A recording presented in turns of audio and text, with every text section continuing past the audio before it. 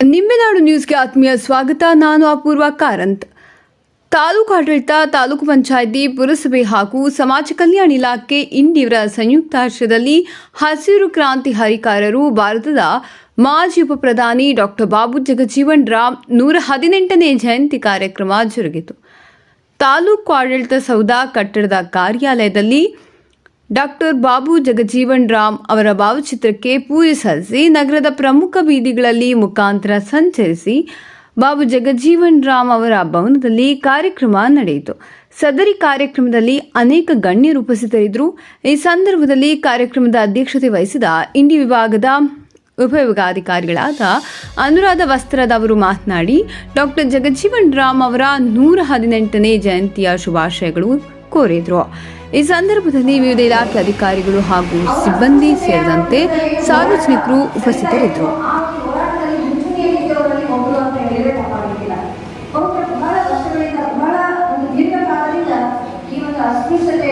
ಜಾತಿ ಪದ್ಧತಿ, ತಾರತಮ್ಯ, ಮೇಲು ಕೀಳು ಅನ್ನುವಂಥ ಒಂದು ಭಾವನೆ, ಅಪಮಾನಗಳು, ನಿಂದನೆಗಳು ಇವೆಲ್ಲವನ್ನು ತೊಡೆದು ಹಾಕಲು ಸುಮಾರು ಮಹನೀಯರು ಎಲ್ಲ ಹೋರಾಟ ಮಾಡಿದ್ದಾರೆ. ಆದರೆ ಈ ಒಂದು ಹೋರಾಟಕ್ಕೆ ಒಂದು ಸ್ಪಷ್ಟವಾದಂಥ ರೂಪುರೇಷೆಯನ್ನು ಕೊಟ್ಟಂತಹ ಹಾಗೂ ಅದಕ್ಕೆ ಒಂದು ತಾರ್ಕಿಕ ಅಂತ್ಯಕ್ಕೆ ಒಯ್ಯುವಂಥ ಒಂದು ಕೆಲಸ ಮಾಡಿದ ಕೆಲವರು ನಾಯಕರಲ್ಲಿ ನಮ್ಮ ಬಾಬು ಜಗಜೀವನ್ ರಾಮ್ ಅವರು ಕೂಡ ಒಬ್ಬರು ಅಂತ ಹೇಳಿದರೆ ತಪ್ಪಾಗಿಲ್ಲ. ಅವರು ತಮ್ಮ ವಿದ್ಯಾರ್ಥಿ ಜೀವನದಲ್ಲಿ ತುಂಬಾ ಅಪಮಾನ ನಿಂದನೆಗಳನ್ನೆಲ್ಲ ಸಹಿಸಿಕೊಂಡು ಬಂದಿದ್ದಾರೆ. ಈಗ ನಮ್ಮಲ್ಲಿ ಇವತ್ತು ವಿಶೇಷ ಉಪನ್ಯಾಸ ಕೊಟ್ಟರು ಪ್ರೊಫೆಸರ್ ರವಿ ಹಳ್ಳಿಯವರು, ರಸಾಯನ ಪ್ರಾಧ್ಯಾಪಕ. ಅವರು ಸುಮಾರು 20-30 ನಿಮಿಷ ಸುದೀರ್ಘವಾಗಿ ಅವರ ಜೀವನ ಚರಿತ್ರೆಯ ಒಂದು ಮುಖ್ಯ ಅಂಶಗಳನ್ನು ನಮ್ಮ ಜೊತೆ ಹಂಚಿಕೊಂಡ್ರು. ಅವರು ವಿದ್ಯಾರ್ಥಿ ಜೀವನದಲ್ಲಿ ಏನು ಅಪಮಾನ ನಿಂದನೆಗಳನ್ನು ಸಹಿಸಿಕೊಂಡು ಬಹುಶಃ ಅದರಿಂದ ಅವರು ಇನ್ನಷ್ಟು ಮಾನಸಿಕವಾಗಿ ಸದೃಢರಾಗುವಂತ ನಾನು ಹೇಳಿ ಇಚ್ಛೆ ಪಡ್ತೇನೆ. ತಾವು ಅನುಭವಿಸಿದಂಥ ಈ ಕಹಿ ಅನುಭವಗಳು ಬಹುಶಃ ಬೇರೆ ಯಾರಿಗೂ ಅನುಭವಕ್ಕೆ ಬರಬಾರದು ಅಂತಲೇ ಅವರ ಒಂದು ಆಶಯ ಆಗಿತ್ತು. ಇದೇ ಆಶಯ ಅವರ ಎಲ್ಲ ಚಟುವಟಿಕೆಗಳಲ್ಲಿ ನಾವು ಕಾಣ್ತಾ ಇದ್ವಿ. ಇನ್ನೊಂದು ಮಾತು ಹೇಳಬೇಕಂದ್ರೆ, ಬಾಬು ಜಗಜೀವನ್ ರಾಮ್ ಅವರು 1937ರಲ್ಲಿ ಬಿಹಾರದ ವಿಧಾನಸಭಾ ಸದಸ್ಯರಾಗಿ ಮೊದಲನೇ ಬಾರಿ ಆಯ್ಕೆ ಆಗ್ತಾರೆ. ಮುಂದೆ 1946ರಲ್ಲಿ ನಮಗೆಲ್ಲ ಗೊತ್ತಿರ್ಬೋದು, ಪಂಡಿತ್ ಜವಾಹರ್ಲಾಲ್ ನೆಹರು ಅವರ ಒಂದು ನೇತೃತ್ವದ ಒಂದು ಸರ್ಕಾರದಲ್ಲಿ ಸಂಪುಟದ ಒಂದು ಸಂಪುಟದ ಮಂತ್ರಿಗಳಾಗಿ ಅವರು ಕಾರ್ಮಿಕ ಖಾತೆಯನ್ನು ನಿಭಾಯಿಸ್ತಾರೆ. ಮುಂದೆ ಬಹುಶಃ ಅವರು ರಾಷ್ಟ್ರೀಯ ಜೀವನದಲ್ಲಿ ಹಿಂದೆ ನೋಡಲೇ ಇಲ್ಲ ಅನ್ಸುತ್ತೆ. ಯಾಕಂದ್ರೆ ವಿವಿಧ ಖಾತೆಗಳನ್ನು ಅವರು ನಿರ್ವಹಿಸಿ ವಿವಿಧ ಹುದ್ದೆಗಳಲ್ಲಿ ವಿವಿಧ ಖಾತೆಗಳ ಒಂದು ಸಚಿವ ಸ್ಥಾನಗಳನ್ನು ಅಲಂಕರಿಸಿ ತುಂಬಾ ಒಳ್ಳೆಯ ಕೆಲಸಗಳನ್ನು ಅವರು ಮಾಡಿದರು. ಅದರಲ್ಲಿ ಒಂದು ಮಹತ್ವದ ಇಲಾಖೆ ಅಂತಲೇ ಹೇಳ್ಬೋದು ಕಾರ್ಮಿಕ ಇಲಾಖೆ.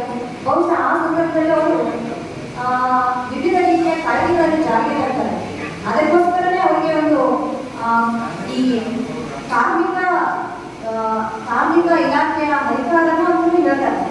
ಅದೇ ರೀತಿ ಕೃಷಿ ಇಲಾಖೆ, ಕೃಷಿ ಒಂದು ಸಚಿವರಾಗಿದ್ದಾಗ ಅವರು ಮಾಡಿದಂತಹ ಕಾರ್ಯಗಳು ಬಹಳ ಶ್ಲಾಘನೀಯ. ಆ ಸಂದರ್ಭದಲ್ಲಿ ಭಾರತೀಯ ಒಂದು ಕೃಷಿಯನ್ನು ಆಧುನೀಕರಣಗೊಳಿಸಿ ಹಸಿರು ಕ್ರಾಂತಿಯ ಒಂದು ನಾಂದಿಯನ್ನು ಮಾಡ್ತಾರೆ. ಆ ಸಂದರ್ಭದಲ್ಲಿ ತುಂಬಾ ಒಂದು ಆಧುನೀಕರಣ ಹಾಗೂ ಕೃಷಿಯ ಒಂದು ಸುಧಾರಣೆಯಿಂದ ಗಮನ ಕೊಟ್ಟು ಆ ಒಂದು ಕ್ಷೇತ್ರದಲ್ಲಿ ತುಂಬಾ ಒಂದು ಪರಿಶ್ರಮ ಪಟ್ಟು ಆ ಶ್ರದ್ಧೆಯಿಂದ, ನಿಷ್ಠೆಯಿಂದ, ಪ್ರಾಮಾಣಿಕವಾಗಿ ಕೆಲಸ ಮಾಡಿರೋದ ಅವರಿಗೆ ನಾವು ಇಂದಿಗೂ ಕೂಡ ಅಧಿಕಾರಗಳು ಅಂತ ಹೇಳ್ತೇವೆ. ಅಂದ್ರೆ ಹಸಿರು ಕ್ರಾಂತಿಯ ಅಧಿಕಾರಗಳು ಅಂತ ನಾವು ಈಗಲೂ ಕೂಡ ಹೇಳ್ತೇವೆ. ಕೃಷಿ ಒಂದು ಉದ್ಯೋಗವನ್ನು ತೆಗೆದುಕೊಳ್ಳೋದಕ್ಕೆ ಮುಂಚೆ ಅವರು ಈ ಬ್ರಿಟಿಷ್ ಭಾರತೀಯ ಸೈನ್ಯದಲ್ಲಿ ಕೆಲಸ ಮಾಡಿದ್ರು ವಿವಿಧ ಕಡೆಯಲ್ಲಿ. ಆಮೇಲೆ ಕೊನೆಗೆ ಅವರು ತಮ್ಮ ಸ್ವಂತ ಊರಿನಲ್ಲಿ ಕೃಷಿ ಕಾರ್ಯಗಳಲ್ಲಿ ತೊಡಗಿಸಿಕೊಳ್ತಾರೆ. ಅದೇ ಒಂದು ಕಡೆ ಕೊಡುಗೆ ಬಾಬು ಜಗಜೀವನ್ ರಾಮ್ ಅವರು ಅಷ್ಟಕ್ಕೆ ಒಂದು ಹೋರಾಟದಲ್ಲಿ ಮುಂಚೂಣಿಯಲ್ಲಿದ್ದರು. ಇವನ್ನ ಮಹಾತ್ಮ ಗಾಂಧೀಜಿಯವರ ಜೊತೆ ಕೂಡ ಅಸ್ಪೃಶ್ಯತೆಯ ವಿರುದ್ಧ ಹೋರಾಟದಲ್ಲಿ ಅವರು ಬಹಳ ಸಕ್ರಿಯವಾಗಿ ಕೈ ಜೋಡಿಸ್ತಾರೆ. ಮುಂದೆ ಹೇಳಬೇಕಂದ್ರೆ ಅವರಿಗೆ ವಿವಿಧ ಖಾತೆಗಳನ್ನು ಅಂದ್ರೆ ಬಹಳ ದೀರ್ಘಕಾಲದ ಸಚಿವ ಸಂಪುಟದ ಒಬ್ಬರ ಸಚಿವರು ಅಂತ ಕೂಡ ಅವರಿಗೆ ಒಂದು ಖ್ಯಾತಿ ದೊರಕಿದೆ. ಅದಾದ್ಮೇಲೆ ಮಾಡಿದ್ದಾರೆ.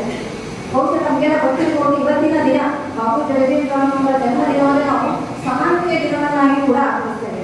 ತನ್ಮಯಿ ದಿನ ಅಂತ ಕೂಡ ಹೇಳ್ತೇವೆ ನಾವು. ಈಗ ಈ ಕಾರ್ಯಕ್ರಮದಲ್ಲಿ ಮೊದಲಿಗೆ ನಾವು ಸಂವಿಧಾನದ ಪೀಠಿಕೆಯನ್ನು ಓದಿದ್ವಿ. ಆ ಸಂವಿಧಾನ ಸಂದರ್ಭದಲ್ಲಿ ಡಾಕ್ಟರ್ ಬಾಬಾ ಸಾಹೇಬ್ ಅಂಬೇಡ್ಕರ್ ಅವರು ನೆನೆಸಲೇಬೇಕು. ಸಂವಿಧಾನ ಶಿಲ್ಪಿ ಅವರು ಕೊಟ್ಟಂತಹ ಈ ಸಂವಿಧಾನ ಅಂಶ ಇಡೀ ಜಗತ್ತಿನಲ್ಲೇ ಅಪೂರ್ವ ಸಂವಿಧಾನದ ನೆರವು. ಇಡೀ ಜಗತ್ತಿನ ಸಂವಿಧಾನಗಳಲ್ಲಿ ಒಳ್ಳೆಯ ಅಂಶಗಳನ್ನು ಹುಡುಕಿ ತೆಗೆದು ನಮ್ಮ ಈ ಸ್ಥಿತಿಗತಿಗಳಿಗೆ ಅನುಗುಣವಾಗಿ ಅದನ್ನು ಮಾರ್ಪಾಡು ಮಾಡಿ ಒಂದು ಸಂವಿಧಾನ ರಚನೆ ಮಾಡಿದರು. ಸೊ ಬಾಬಾ ಸಾಹೇಬ್ ಅಂಬೇಡ್ಕರ್ ಅವರ ಸಂವಿಧಾನ ಶಿಲ್ಪಿ ಅವರು.